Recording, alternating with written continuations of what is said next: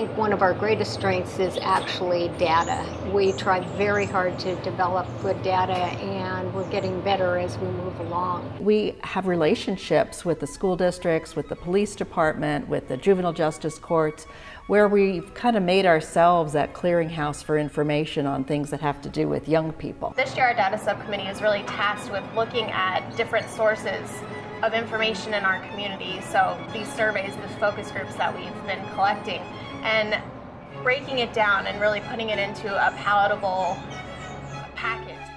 The Arizona Youth Survey is a really important piece of data that we need in order to assess youth perceptions and really to find out what youth think and what youth report they're doing.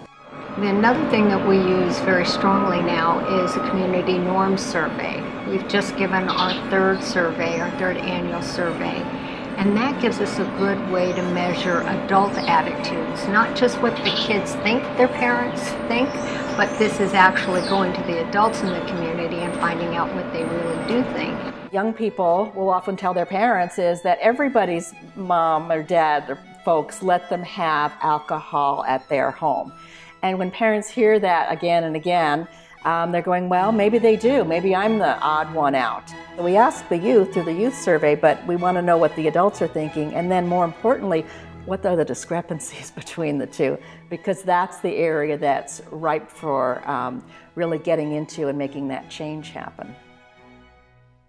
But there were still things that we didn't know, like where were kids getting alcohol? That wasn't one of the questions that was asked necessarily. So we decided to do some focus groups, both with youth and with adults, and kind of get their take on what was going on. And the data told us that most kids get it from their home. Either their parents allow them to have it or they just take it. So we thought, all right, well, maybe that home point, that could be at the starting point. And we looked around to see, how other communities were using that. We heard about a social host, and we asked people, would you support something like this? And so we were able to take the data that we'd gotten from the young people that said that they were getting it from home. We were able to take the data that we collected about community support and then give it to the city council and said, look, here's the problem, here's one way to solve it, and here's, people are going to support this. This is going to make you look good. And it passed unanimously. Officers could always cite an individual for furnishing alcohol. What the coalition did for us was they looked at that and said, give the officers another tool.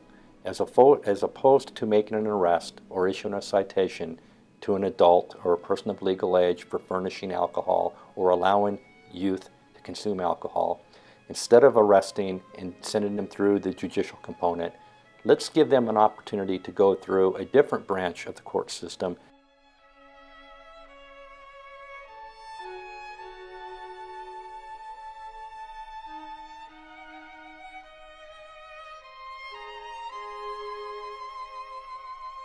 Both our 21 or Too Young campaign and the social host was both targeted at trying to get adults to not allow their young people to drink and to know it's not okay to do that. And so we have seen that change, and we're just kind of hoping that it continues.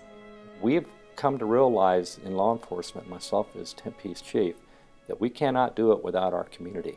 And we have to leverage relationships as well, and that's what we've done with the coalition.